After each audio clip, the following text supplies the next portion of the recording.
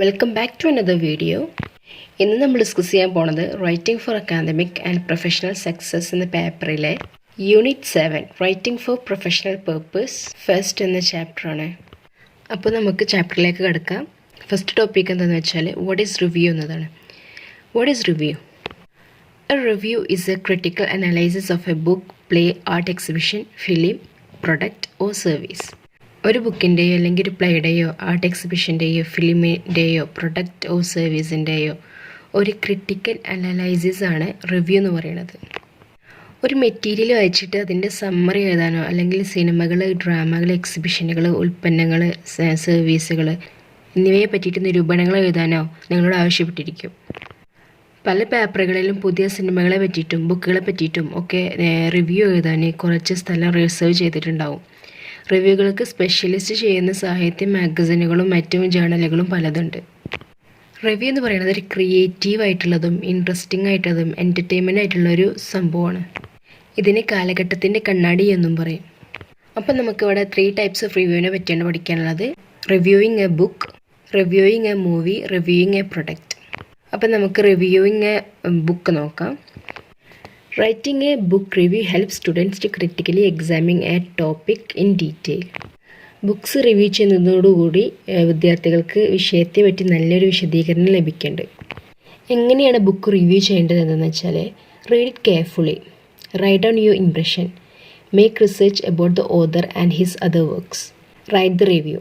അപ്പോൾ എന്താ പറഞ്ഞത്? റീഡ് ഇറ്റ് കെയർഫുള്ളി, നല്ല പോലെ വായിക്കുക, റൈറ്റ് ഡൗൺ യുവർ ഇംപ്രഷൻ, നിങ്ങളുടെ അഭിപ്രായങ്ങൾ എഴുതുക, make research about the author and his other works, എഴുത്തുകാരനെ പറ്റിയിട്ടും മറ്റ് കൃതികളെ പറ്റിയിട്ടും ഗവേഷണം നടത്തുക. Then write the review. ഇനി ആ റിവ്യൂ എഴുതുമ്പോൾ അതിൽ ഇൻക്ലൂഡ് ചെയ്യേണ്ട കാര്യങ്ങൾ എന്താണെന്ന് വെച്ചാൽ ഒരു ഇൻട്രസ്റ്റിംഗ് ആയിട്ടുള്ളൊരു ഇൻട്രൊഡക്ഷൻ വേണം, ഒരു തീം വേണം, ഇത് പീരീഡ് വേണം, പിന്നെ ക്യാരക്ടേഴ്സ് ഉണ്ടെങ്കിൽ ക്യാരക്ടേഴ്സ് വേണം, ആൻഡ് ആക്ഷൻ ഇൻ ദ ബുക്കിലെ ആക്ഷന്, പിന്നെ comment on the style of റൈറ്റിങ്ങിൻ്റെ സ്റ്റൈലും കമൻറ്റ് ചെയ്യണം. ഇതൊക്കെയാണ് റിവ്യൂവിൽ ഉൾപ്പെടേണ്ടത്. റിവ്യൂ എന്ന് പറഞ്ഞാൽ ശരിക്കും ഒരു റിപ്പോർട്ട് തന്നെയാണ്. അതിൽ നമ്മുടെ കണ്ടുപിടുത്തങ്ങൾ ഉൾപ്പെടുത്തും, പിന്നെ കൺക്ലൂഷന്, റെക്കമെൻഡേഷനൊക്കെ ഉൾക്കൊള്ളുന്ന ഒരു റിപ്പോർട്ട് പോലെയാണ് റിവ്യൂ എന്ന് പറയുന്നത്. അത് ഡയറക്റ്റും ആവും പേഴ്സണലും ആവും. നമ്മുടെ മെയിൻ പേർപ്പസ് എന്താണെന്ന് വെച്ചാൽ ഒരു ക്ലിയർ അനലൈസിസ് കൊടുക്കുക, പിന്നെ വർക്കിൻ്റെ ഒരു ഇവാലുവേഷനും കൊടുക്കുക. അതാണ് ഇതിൻ്റെ മെയിൻ പേർപ്പസ് എന്ന് പറയുന്നത്. പിന്നെ റിവ്യൂവിൽ ഇൻക്ലൂഡ് ചെയ്യേണ്ട കാര്യങ്ങൾ എന്താണെന്ന് വെച്ചാൽ ടൈറ്റിൽ വേണം, പിന്നെ ദ ഓതർ വേണം, പബ്ലിഷർ വേണം, പബ്ലിക്കേഷൻ ഡേറ്റ് വേണം, ഫോർമാറ്റ് വേണം, പ്രൈസ് വേണം, നമ്പർ ഓഫ് പേജസ് വേണം. എന്തൊക്കെയാണത്? ടൈറ്റിൽ വേണം, ഓതർ വേണം, പബ്ലിഷർ വേണം, പബ്ലിക്കേഷൻ ഡേറ്റ് വേണം, ഫോർമാറ്റ് വേണം, പ്രൈസ് വേണം, നമ്പർ ഓഫ് പേജസ് വേണം. ഇതൊക്കെ അതിൽ ഇൻക്ലൂഡ് ആയിരിക്കണം. ഇനി നമുക്ക് റിവ്യൂയിങ് എ മൂവി നോക്കാം. മൂവിൻ്റെ റിവ്യൂ എഴുതുന്നത് ഇപ്പോൾ സർവ്വസാധാരണമായിട്ടുണ്ട്. പലരും സോഷ്യൽ മീഡിയകളിലും വെബ്സൈറ്റുകളിലൊക്കെ റിവ്യൂ പോസ്റ്റ് ചെയ്യുന്നുണ്ട്. തിയേറ്ററിൽ പോയി സിനിമ കാണുന്നത് പലരും ഈ റിവ്യൂസൊക്കെ വായിച്ചിട്ടാണ്. ഈ റിവ്യൂസ് വായിച്ചിട്ട് കാണണോ കാണേണ്ടതെന്ന് തീരുമാനിക്കും. ഈ മൂവി റിവ്യൂസൊക്കെ സ്റ്റുഡൻസിന് ഒരു ക്രിട്ടിക്കൽ ഒപ്പീനിയൻ ഡെവലപ്പ് ചെയ്യാനും സഹായിക്കുന്നുണ്ട്. കാര്യങ്ങളുടെ വിശദമായ വിവരണങ്ങൾ മനസ്സിലാക്കാനും അവരുടെ സർവ്വശക്തി വളർത്താനും ഇത് സഹായിക്കുന്നുണ്ട്. അത്തരം നിരൂപണങ്ങൾ സിനിമയെ പറ്റിയുള്ള അവരുടെ ഇഷ്ടങ്ങളും അനിഷ്ടങ്ങളും മാറ്റിമറിച്ചേക്കാം. റിവ്യൂ എഴുതുന്നത് കൊണ്ട് അവരുടെ vocabulary, critical thinking and writing skill improve ചെയ്യും. പിന്നെ എല്ലാ റിവ്യൂവും കണ്ടെയ്ൻ ചെയ്യേണ്ട കുറച്ച് എലമെൻറ്റ്സ് എന്താണെന്ന് വെച്ചാൽ the title, summary, director, creative element, actor. ഒരു മൂവി റിവ്യൂവിൽ ഉണ്ടാവേണ്ട സംഭവങ്ങൾ എന്താണെന്ന് വെച്ചാൽ ഒന്ന് title, mention it in the introductory പാരഗ്രാഫിൽ ടൈറ്റിൽ മെൻഷൻ ചെയ്യുക. പിന്നെ സമ്മറി, സിനിമയിൽ എന്താ നടക്കുന്നതെന്നും ഡയറക്ടർ ആ കഥ പറയുന്നതിന് വിജയിച്ചിട്ടുണ്ടോ എന്നും പരിശോധിക്കുക. നിങ്ങളുടെ അഭിപ്രായങ്ങൾ തെളിവ് സഹിതം നിരത്തുക. പിന്നെ ഡയറക്ടറെ പറ്റി കുറച്ച് ഗവേഷണം നടത്തുക. എങ്ങനെയുള്ള ഡയറക്ടറാണ് അദ്ദേഹത്തിന് മറ്റ് സിനിമകൾ എടുത്തു പറയാം. പിന്നെ ക്രിയേറ്റീവ് എലമെൻറ്റ്സ്, അതിൽ costumes, colours, sound effect, scenery, മ്യൂസിക്കൊക്കെ ഉൾപ്പെടും. പിന്നെ ആക്ടറിനെ പറ്റിയിട്ടുള്ള special comments like skill, inability ഒക്കെ. അത്രയൊക്കെ റിവ്യൂയിങ് എ മൂവിയിലുള്ളത്. പിന്നെ റിവ്യൂയിങ് എ പ്രൊഡക്റ്റ്. ഇനി നമുക്ക് റിവ്യൂയിങ് എ പ്രൊഡക്റ്റ് നോക്കാം. Why should you write a product review? എന്തിനാണ് നമ്മൾ പ്രൊഡക്റ്റ് റിവ്യൂ എഴുതുന്നത്? എന്താണെന്ന് വെച്ചാൽ to share useful information with others, മറ്റുള്ളവരായിട്ട് ആ പ്രൊഡക്റ്റിനെ പറ്റിയിട്ട് യൂസ്ഫുൾ ഇൻഫർമേഷൻ ഷെയർ ചെയ്യാൻ. To promote product you like, നമുക്ക് ഇഷ്ടപ്പെട്ട പ്രൊഡക്റ്റ് പ്രൊമോട്ട് ചെയ്യാൻ. To improve your writing skill improve ചെയ്യാൻ. ഈ 3 കാര്യങ്ങളിലാണ് നമ്മൾ പ്രൊഡക്റ്റ് റിവ്യൂ എഴുതുന്നത്. ഒരാൾക്ക് ഒരു പ്രൊഡക്റ്റ് വേണമെങ്കിൽ റിവ്യൂ ചെയ്യാം. നമ്മൾ കാണുന്ന പല റിവ്യൂകളും ഒന്നല്ലെങ്കിൽ മുഴുവനും എക്സാജറേഷൻ ചെയ്തിട്ടുള്ളതായിരിക്കും, അല്ലെങ്കിൽ മുഴുവനും കുറ്റങ്ങളായിരിക്കും. അത്തരം റിവ്യൂസ് കസ്റ്റമേഴ്സിന് ഉപയോഗമല്ല. മുഴുവൻ ഉൽപ്പന്നത്തിനെ പറ്റിയിട്ടും നല്ല അറിവുണ്ടായിരിക്കണം. നല്ല കറക്റ്റായിട്ട് അതിനെ വിലയിരുത്തണം. അതിൻ്റെ ഗുണങ്ങളും ദോഷങ്ങളും ചൂണ്ടിക്കാണിക്കുക എന്നൊക്കെയാണ് ഒരു നല്ല റിവ്യൂവർ ചെയ്യേണ്ടത്. റിവ്യൂ എഴുതുന്നതിന് മുമ്പ് നമ്മൾ എന്താണ് ചെയ്യേണ്ടത്? റിസർച്ച് ദി പ്രൊഡക്റ്റിനെ പറ്റി നല്ലൊരു റിസർച്ച് നടത്തുക. ഉൽപ്പന്നത്തിനെ പറ്റി നല്ല അറിവും അതിൻ്റെ ചരിത്രവും അത് നേരിടുന്ന മത്സരം കാണിക്കുന്നത് ഉപകാരപ്രദമാവും. റീഡ് ദി മാനുഫാക്ചേഴ്സ് വെബ്സൈറ്റ് വായിക്കുമ്പോൾ പബ്ലിസിറ്റിക്ക് വേണ്ടി എഴുതുന്ന കാര്യങ്ങൾ മാറ്റിവെക്കുക. നിങ്ങളൊരു നല്ല ഗുണങ്ങൾ മാത്രം പറഞ്ഞാൽ അത് ഗുണകരമാവുകയില്ല. Then get a product. Review എഴുതുന്നതിന് മുമ്പ് ആ പ്രൊഡക്റ്റ് ഒന്ന് പരിശോധിക്കേണ്ടതായിട്ടുണ്ട്. പിന്നെ യൂസ് ദി പ്രൊഡക്റ്റ്. ആ പ്രൊഡക്റ്റ് ഒന്ന് ഉപയോഗിച്ച് നോക്കുക. Know what the reader want. Readers എന്താണ് നമ്മളിൽ നിന്ന് പ്രതീക്ഷിക്കുന്നത് എന്ന് മനസ്സിലാക്കുക. സാധാരണയായിട്ട് കസ്റ്റമേഴ്സിന് അറിയേണ്ടത് എന്തെന്ന് വെച്ചാൽ അത് യൂസ് ചെയ്യാൻ ഈസിയാണോ, ഹൈ ക്വാളിറ്റി ആണോ, എല്ലാവർക്കും ഇണങ്ങുന്ന ടൈപ്പാണോ, അതിനെ പറ്റിയിട്ട് ആർക്കെങ്കിലും ഗുഡ് എക്സ്പീരിയൻസ് ഉണ്ടോ, അതേപോലെ അതിൻ്റെ ഡീമെറിറ്റ് ആൻഡ് മെറിറ്റ്സ്, ആൾട്ടർനേറ്റീവ് അവൈലബിൾസ്, പിന്നെ പ്രൊഡക്റ്റ് വർത്ത് മൈ മണി. ഇതൊക്കെയാണ് കസ്റ്റമേഴ്സിന് അറിയേണ്ട കാര്യങ്ങളാണ്. അപ്പോൾ ഇതൊക്കെ റിവ്യൂവിൽ ഉൾപ്പെടുത്താൻ നോക്കുക. Then format of the review. First write the introduction. റീഡേഴ്സിനെ അട്രാക്റ്റ് ചെയ്യുന്ന തരത്തിലായിരിക്കണം ഇൻട്രൊഡക്ഷൻ എഴുതേണ്ടത്. പ്രൊഡക്റ്റിനെ പറ്റിയിട്ടും അതിൻ്റെ മേന്മയെ പറ്റിയിട്ടും ഒരു ഉദാഹരണം കൊടുക്കുക. Second, consider the first time users. അത് ഉപയോഗിക്കുന്ന വിധം വിവരിക്കുക. പുതിയ കസ്റ്റമേഴ്സ് ഉൽപ്പന്നമായിട്ട് പരിചയപ്പെടുത്തുന്നത് റിവ്യൂവിൻ്റെ ഒരു ധർമ്മമാണ്. For experience consumers, focus on the new features, show any flaws. Then describe the product. അതിൽ brand name, model number, measurement, target users, പ്രൈസൊക്കെ അതിൽ ഇൻക്ലൂഡ് ചെയ്യണം. പിന്നെ ബി ബാലൻസ്ഡ്. പ്രൊഡക്റ്റിൻ്റെ ഗുണങ്ങളും ദോഷങ്ങളും പറയണം. Explain how you arrived at your judgement. നമ്മുടെ ജഡ്ജ്മെൻറ്റിൽ നമ്മൾ എങ്ങനെ എത്തിയെന്ന് നമ്മൾ എക്സ്പ്ലെയിൻ ചെയ്യണം. Compare and contrast product. Present ആയിട്ടുള്ള പ്രൊഡക്റ്റ് മറ്റുള്ള പ്രൊഡക്റ്റിനായിട്ട് കമ്പയർ ചെയ്യുക. എന്നിട്ട് ഏതാണ് ബെറ്റർ, എന്തുകൊണ്ട് എന്നും കൂടി എക്സ്പ്ലെയിൻ ചെയ്യുക. പിന്നെ റൈറ്റ് എ കൺക്ലൂഷൻ. പ്രൊഡക്റ്റിൻ്റെ മെറിറ്റും ഡീമെറിറ്റും കൺക്ലൂഡ് ചെയ്യുക. പ്രൊഡക്റ്റിൻ്റെ മെറിറ്റും ഡീമെറിറ്റും ചുരുക്കമായിട്ട് പറയുക. സിൻസിയർ ആയിട്ടുള്ള ഒപ്പീനിയനും പറയുക. അത്രയാണ് reviewing a product. Then writing case studies. What are case studies? Case studies are the stories. Case study എന്ന് പറയുന്നത് കഥകളാണ്. അത് റിയലിസ്റ്റിക് ആവാം, പ്രോബ്ലംസ് ഇൻവോൾവ് ആയിട്ടുള്ള കോംപ്ലക്സ് സിറ്റുവേഷൻസ് ആവാം. മെഡിക്കൽ, ലോ, ബിസിനസ് തുടങ്ങിയിട്ടുള്ള മേഖലകളിലാണ് കേസ് സ്റ്റഡി കൂടുതലായിട്ട് ഉപയോഗിക്കുന്നത്. അവ തിയറിയും പ്രാക്ടീസും തമ്മിലുള്ള അകലം കുറയ്ക്കുന്നു. അതേപോലെ തന്നെ വിദ്യാഭ്യാസ സ്ഥാപനങ്ങളും ജോലി സ്ഥലങ്ങളുമായിട്ടുള്ള അകലം കുറയ്ക്കുന്നു. പ്രശ്നങ്ങൾ എന്തെന്ന് കണ്ടുപിടിക്കാനും എന്തെല്ലാം വിധത്തിൽ അവയെ പരിശോധിക്കണമെന്നും അവയ്ക്ക് എന്താണ് പരിഹാരമെന്നും കാണാൻ വിദ്യാർത്ഥികളെ ഇവ സഹായിക്കുന്നുണ്ട്. ഇനി കേസ് സ്റ്റഡീസിൻ്റെ യൂസസ് പറയാം. Can be used in lecture-based or discussion-based classes. Lecture-based classes, discussion-based classesലും ഒക്കെ ഉപയോഗിക്കാവുന്നതാണ്. There can be real with real people and situation or imaginary.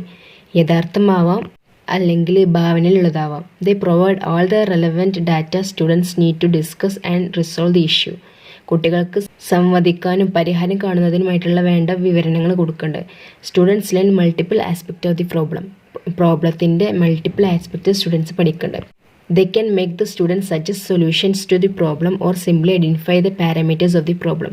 കുട്ടികൾക്ക് പ്രശ്നപരിഹാരം നിർദ്ദേശിക്കാൻ അവസരം കിട്ടുന്നു.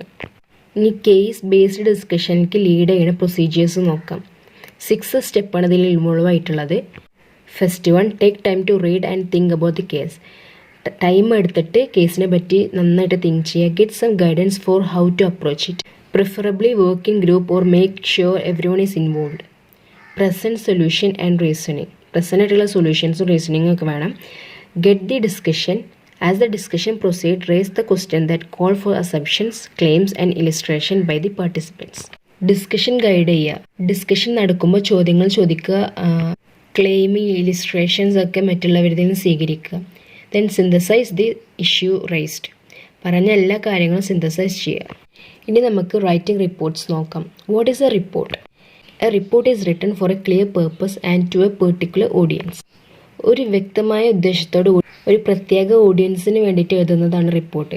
റിപ്പോർട്ടിൽ ഒരു പ്രശ്നത്തെ പറ്റിയിട്ടുള്ള പ്രത്യേക വിവരണങ്ങളും അപ്ലൈ ചെയ്യുകയും ചെയ്യുന്നു. ഒരു പ്രത്യേക ഫോർമാറ്റിലാണ് അത് കൊടുക്കുന്നത്. പല വിഭാഗങ്ങളിൽ ഹെഡിങ്ങുകളോട് കൂടിയിട്ടാണ് അത് എഴുതുന്നത്. റിപ്പോർട്ട് എഴുതുമ്പോൾ അതിൽ ഇൻസ്ട്രക്ഷൻസ് ആൻഡ് ഗൈഡൻസ് കൊടുക്കണം. The purpose, audience and the problem കൊടുക്കണം. സ്പെസിഫിക് റിക്വയർമെൻറ്റ്സ് ഫോർ ഫോർമാറ്റും കൊടുക്കണം.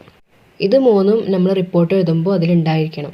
ഒരു റിപ്പോർട്ടിൽ നമ്മൾ കൊടുക്കുന്നത് എന്തൊക്കെയാണെന്ന് വെച്ചാൽ instructions and guidance, purpose, the audience and the problem, specific requirements four format. ഇത് മൂന്നാണ് നമ്മളതിൽ കൊടുക്കുന്നത്.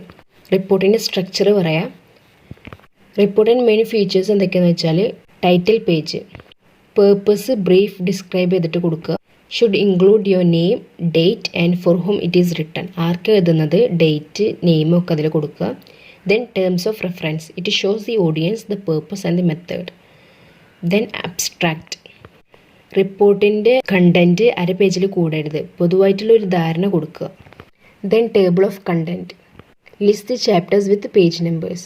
Then introduction, മെയിൻ ബോഡിയുടെ ഒരു തുടക്കമാണിത്. ലക്ഷ്യങ്ങളും ഉദ്ദേശങ്ങളും വിവരിക്കണം. കുറവുകളോ പ്രശ്നങ്ങളോ ഉണ്ടെങ്കിൽ പറയണം. റിസർച്ച് മെത്തേഡ്സ് എങ്ങനെയെന്നും വിവരിക്കണം. Then method, list of the requirements, list of the equipment used, procedures followed and problem encounters etc. comes here. ഡയഗ്രാമും ഗ്രാഫുകളും ടേബിളുകളും ഉപയോഗിച്ചിട്ട് അതിൻ്റെ റിസൾട്ട് കാണിക്കുക. Then discussion, the main body is the discussion. ഫാക്ട്സും എവിഡൻസും ഒക്കെ അനലൈസ് ചെയ്യണം. Arrange the things in a logical way. Then conclusion, say what are the most central issues of findings. പിന്നെ appendices, tables, graph, questionnaire, survey or transcript come here. പിന്നെ bibliography, ഇവിടെ ഓതേഴ്സിന് alphabetical ഓർഡറിൽ കൊടുക്കണം. Then acknowledgements, നമ്മളെ സഹായിക്കുകയോ വിവരം തരികയോ ഉപദേശം തരികയോ ചെയ്ത വ്യക്തികളുടെയും സ്ഥാപനങ്ങളുടെയും പേരുകൾ എഴുതുക. Then last glossary of the technical terms. Technical terms, acronyms, abbreviations etcetera അതിൻ്റെ ഒരു ക്ലിയർ ഡിസ്ക്രിപ്ഷൻ കൊടുക്കുക. ഇനി നമുക്ക് ടൈപ്പ് ഓഫ് റിപ്പോർട്ട്സ് നോക്കാം. 3 ടൈപ്പ് ഓഫ് റിപ്പോർട്ട്സ് ആണുള്ളത്. 1 recommendation report, then evaluation report, then feasible report. നമുക്ക് റെക്കമെൻഡേഷൻ റിപ്പോർട്ട് എന്താ നോക്കാം. It compares 2 or more options like product, properties, plans or organisation against the requirements and then make recommendation. ഇത് രണ്ടോ അതിൽ കൂടുതൽ ഉൽപ്പന്നങ്ങളോ വസ്തുക്കളോ പ്ലാനുകളോ ഓർഗനൈസേഷൻസോ ആവശ്യമായിട്ടുള്ള കാര്യങ്ങളിലെ മേന്മകൾ കാണിച്ചിട്ട് റെക്കമെൻഡ് ചെയ്യുക. ഏതെങ്കിലും ഒന്നോ പലവിധ ആവശ്യങ്ങൾക്കായിട്ട് ഒന്നിൽ കൂടുതലോ റിപ്പോർട്ടുകൾ റെക്കമെൻഡ് ചെയ്തെന്നിരിക്കും. ചിലപ്പോൾ ഒന്നും റെക്കമെൻഡ് ചെയ്തില്ല എന്നിരിക്കും. Then second comes evaluation report. Product, plans, programmes, properties, organisation etcetera ഇങ്ങനത്തെയുള്ള ഇൻഡിവിജ്വൽ പ്രൊഡക്റ്റ് കമ്പയർ ചെയ്യാണ്. എഗെയിൻസ്റ്റ് റിക്വയർമെൻറ്റ്സിന് എഗെയിൻസ്റ്റ് ആയിട്ടുള്ള ഇതിനെ ഇൻഡിവിജ്വൽ പ്രൊഡക്റ്റിനെ കമ്പയർ ചെയ്യാണ് evaluation report. Then makes evaluate judgment whether it met expectation. Compare ചെയ്തിട്ട് അത് നല്ലതാണോ ഉപയോഗപ്രദമാണോ എന്നൊക്കെ കാണിക്കുന്നതാണ് ഇത്തരം റിപ്പോർട്ടുകൾ. കാര്യങ്ങൾ നന്നായിട്ട് പഠിച്ച ശേഷം നൽകുന്ന ഒരു അഭിപ്രായമാണത്. ദെൻ ഫീസിബിൾ റിപ്പോർട്ട്, ഒരു പ്രൊജക്റ്റ് സാധ്യമാണോ ഉപയോഗപ്രദമാണോ എന്നെല്ലാം ഇത്തരം റിപ്പോർട്ട്സ് പറയണത്. ഈ ഒരു റിപ്പോർട്ട് പ്രൊജക്റ്റ് പ്രാക്ടിക്കൽ ടെക്നിക്കലാണോ, സോഷ്യലി ആണോ, എക്കണോമിക്കലി ആണോ, അഡ്മിനിസ്ട്രേറ്റീവ്ലി ആൻഡ് എൻവയോൺമെൻ്റലി ആണോ എന്ന് ഈ പ്രൊജക്റ്റ് പറയും. എന്തെങ്കിലും ഒരു കാര്യം ചെയ്യാനുള്ള ഒരു സന്ദർഭവും ഒരു പ്ലാനും ഈ റിപ്പോർട്ട് പഠിക്കുന്നുണ്ട്. നമ്മൾ പ്ലാൻ എക്സ് നടപ്പിലാക്കണോ എന്നുള്ളതൊരു ചോദ്യത്തിന് ഇത് ഉത്തരം പറയുന്നത് ഉത്തരം അതെ എന്നോ അല്ല എന്നോ അല്ലെങ്കിൽ ഒരു പക്ഷേ എന്നോ ആകാം. അത് തരുന്ന നിർദ്ദേശത്തിന് അതിൻ്റെ കാരണവും പറയുന്നു. Then there is another kind of report, progress report. What is a progress report? ഒരു സൂപ്പർവൈസർക്കോ ഒരു അസോസിയേഷനോ അല്ലെങ്കിൽ ഒരു കസ്റ്റമർക്കോ ഒരു പ്രൊജക്റ്റിൻ്റെ പുരോഗതി കാണിച്ചു കൊണ്ട് എഴുതുന്ന ഒരു റിപ്പോർട്ടാണ് പ്രോഗ്രസ് റിപ്പോർട്ട്. അപ്പോൾ ഈ പ്രോഗ്രസ് റിപ്പോർട്ട് എപ്പോഴാണ് എഴുതുന്നതെന്ന് വെച്ചാൽ സാധാരണയായിട്ട് ഒരു പ്രൊജക്റ്റ് തീരേണ്ട സമയത്ത് തീരാതിരുന്നാൽ 3-4 മാസത്തിനുള്ളിൽ ഒരു പ്രോഗ്രസ് റിപ്പോർട്ട് എഴുതും. അപ്പോൾ പ്രോഗ്രസ് റിപ്പോർട്ടിൽ കാണിക്കേണ്ട കുറച്ച് കാര്യങ്ങളുണ്ട്. എന്താണെന്ന് വെച്ചാൽ how much of the work is complete, എത്ര വർക്ക് കംപ്ലീറ്റ് ആയി, what part of the work is current in progress, ഇപ്പോൾ ഏത് വർക്കിൻ്റെ പ്രോഗ്രസ് എന്താണ്, what work remains to be done, ഇനി എന്താണ് ചെയ്യാനുള്ളത്, വാട്ട് പ്രോബ്ലം ഹാസ് അറൈസൺ, പ്രശ്നങ്ങൾ എന്താ വന്നത്, how the project is going in general, പൊതുവെ ജോലി എങ്ങനെയാണ് പോകുന്നത്, ഇതൊക്കെ അതിൽ ഉൾപ്പെടും. പ്രോഗ്രസ് റിപ്പോർട്ടിന് വേറെ ഇമ്പോർട്ടൻറ്റ് ഫങ്ഷൻസും ഉണ്ട്. സ്വീകർത്താക്കളെ ബോധ്യപ്പെടുത്തുക, പ്രൊജക്റ്റ് പുരോഗതി പ്രാപിക്കുന്നുണ്ടെന്നും വേഗം തന്നെ തീരുമെന്നും കാണിക്കുക. Provide the recipient with the latest situation of the project, പ്രൊജക്റ്റിൻ്റെ ലേറ്റസ്റ്റ് സിറ്റുവേഷന് പ്രൊവൈഡ് ചെയ്യാം. Give the recipient a chance to evaluate work. നമ്മുടെ വർക്ക് അല്ലെങ്കിൽ അവരുടെ വർക്ക് ഇവാലുവേറ്റ് ചെയ്യാൻ ഒരു ചാൻസ് കൊടുക്കുക റെസിപ്പിയൻറ്റിന്. Give you a chance to discuss any problem in the project with the recipient. Force you to establish a work schedule so that you can complete the job sooner. നിങ്ങൾക്ക് തന്നെ ഒരു work schedule വെച്ചിട്ട് കൂടുതൽ കാര്യക്ഷമതയോടെ കാര്യങ്ങൾ ചെയ്യാൻ കഴിയും. Then type of progress report. Memo, letter and formal report. 3 types of progress റിപ്പോർട്ടാണ് ഇതൊക്കെ. നമുക്ക് മെമ്മോ എന്താണെന്ന് നോക്കാം. Memo is a short informal letter to someone within your organisation. നമ്മുടെ ഓർഗനൈസേഷനിലുള്ള ഒരാൾക്ക് നമ്മളൊരു ചെറിയായിട്ടൊരു ഇൻഫോർമൽ ലെറ്ററാണ് ഈ മെമ്മോ എന്ന് പറയുന്നത്. Then letter, a short informal report to someone outside your organisation. ഓർഗനൈസേഷന് പുറത്തുള്ള ആൾക്കുള്ളൊരു ഇൻഫോർമൽ റിപ്പോർട്ടാണ് ലെറ്റർ എന്ന് പറയുന്നത്. Then formal report, a long formal report to someone outside your organisation. ഓർഗനൈസേഷന് പുറത്തുള്ള ഒരാൾക്ക് എഴുതുന്ന ഒരു ഫോർമൽ റിപ്പോർട്ടാണ്. ഇത് ലോങ് ആയിരിക്കും. Organisation pattern for progress report. Progress report സ്വീകർത്താക്കൾക്ക് കാണാൻ ആഗ്രഹിക്കുന്നത് പ്രൊജക്റ്റ് എത്രമാത്രം തീർന്നു, എന്താണ് നിങ്ങൾ ഇപ്പോൾ ചെയ്തുകൊണ്ടിരിക്കുന്നത്, എന്താണ് നിങ്ങൾ ചെയ്യാൻ പോകുന്നത്, പൊതുവെ പ്രൊജക്റ്റ് എങ്ങനെയാണ് പുരോഗമിക്കുന്നത് എന്നൊക്കെ അറിയാനാണ്. ഈ വക വിവരങ്ങളൊക്കെ അറിയാൻ നിങ്ങൾക്ക് 2 organisation strategies കൂട്ടിയോജിപ്പിക്കുന്നു.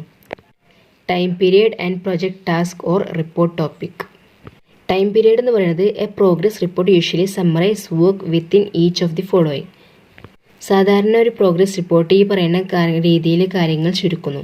Work accomplish in the proceeding period, work currently done, work for the next period. ഈ 3 കാര്യങ്ങൾ സമ്മറൈസ് ചെയ്ത് കണ്ടാണ് ടൈം പീരിയഡ്സ് ഉണ്ടാവുക. അതിൽ ഇൻട്രൊഡക്ഷനിൽ കൊടുക്കേണ്ടത് ഹിയർ പ്രൊജക്റ്റിൻ്റെ ഉദ്ദേശ്യം, ഡീറ്റെയിൽസ്, സ്കോപ്പ്, ആക്ടിവിറ്റീസൊക്കെ ഇൻട്രൊഡക്ഷനിൽ കൊടുക്കണം.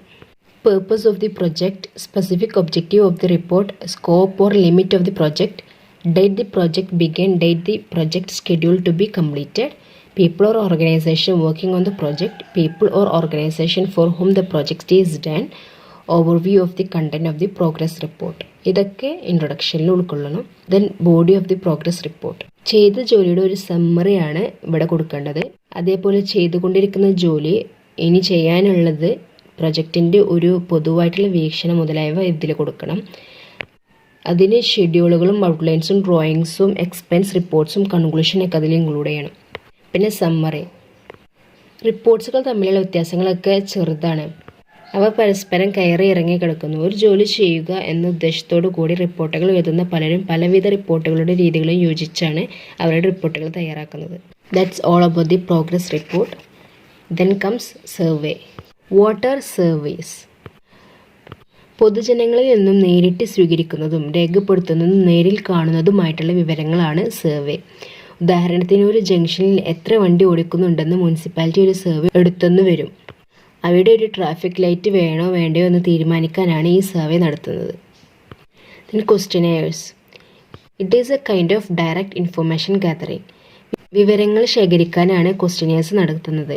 ഇതിൽ കൂടി ആൾക്കാരുടെ അഭിപ്രായങ്ങൾ, ഇഷ്ടാനിഷ്ടങ്ങൾ, സ്ഥിതി വിവര കണക്കുകളും നിങ്ങൾക്ക് ലഭിക്കുന്നു. ചോദ്യങ്ങൾ നേരിട്ട് ചോദിക്കാം, പ്രിൻ്റ് ചെയ്ത് കൊടുക്കാം, ഇലക്ട്രോണിക്സ് മീഡിയയിലൂടെ കൊടുക്കാം. ഉദാഹരണത്തിന് നിങ്ങളൊരു റീസൈക്ലിംഗ് ഗ്രൂപ്പിലെ അംഗമാണെങ്കിൽ മറ്റുള്ളവർക്ക് ക്വസ്റ്റ്യനെയേഴ്സ് അയച്ച് അവരുടെ റീസൈക്ലിങ്ങിനെ പറ്റിയുള്ള അഭിപ്രായങ്ങൾ കണ്ടെത്താം. Then brainstorming. Brainstorming എന്തിനാണെന്ന് വെച്ചാൽ to gather information, to evoke discussion, to base decision on sound principle, to see the reaction of the respondent, to obtain majority view, to compare result. ഇതിനൊക്കെയാണ് ഒരു brain storming നടത്തുന്നത്. പിന്നെ questionnaire design. ഒരു survey നടക്കുന്നതിന് മുമ്പ് കറക്റ്റായിട്ടുള്ള ക്വസ്റ്റ്യനെയർസ് ഉണ്ടാക്കുന്നത് എന്നുള്ളത് ഒരു പ്രധാനപ്പെട്ട കാര്യമാണ്. നിങ്ങളുടെ ലക്ഷ്യത്തെപ്പറ്റി ചിന്തിച്ച് വളരെ എളുപ്പത്തിൽ അവ എങ്ങനെ സാധിക്കും എന്നുള്ളത് പ്ലാൻ ചെയ്യുക. ഒരു ക്വസ്റ്റ്യനെയർസ് ഡിസൈൻ ചെയ്യുമ്പോൾ ക്വസ്റ്റ്യൻസിൻ്റെ നമ്പർ പരിമിതപ്പെടുത്തുക. ദീർഘമേറിയ വിഷമം പിടിപ്പിച്ച ചോദ്യങ്ങൾക്ക് ശരിയായ ഉത്തരം കിട്ടിയെന്ന് വരില്ല. Keep the questions clear and simple and not too personal. Balance closed questions and open questions. Questionnaires മറ്റുള്ളവർക്ക് കൊടുക്കുന്നതിന് മുമ്പ് ഒരു സഹപാഠിയോട് ചോദിച്ചിട്ട് അതിലെ പ്രശ്നങ്ങൾ തിരുത്താം. Don't ask unnecessary questions. Personal ഇൻ്റർവ്യൂവിൻ്റെ അഡ്വാൻറ്റേജസും ഡിസഡ്വാൻറ്റേജസും പറയാം. Information can be got from more people and more quickly. Information can be got from people who are far away or difficult to reach. The respondent will have time to think. The interviewer's tone and facial expression may influence the respondent answer. The cost is less. അതേപോലെ disadvantage എന്താണെന്ന് വെച്ചാൽ those who have strong opinion will be eager to respond, but those with a moderate view may not be so eager. The questionnaire does not allow a logical progress. Logical progress allow ചെയ്യുന്നില്ല. Getting replies from the respondent may take a longer time than interview.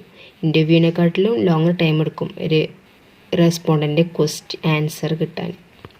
This is all about writing for professional purpose 1. Thanks for watching.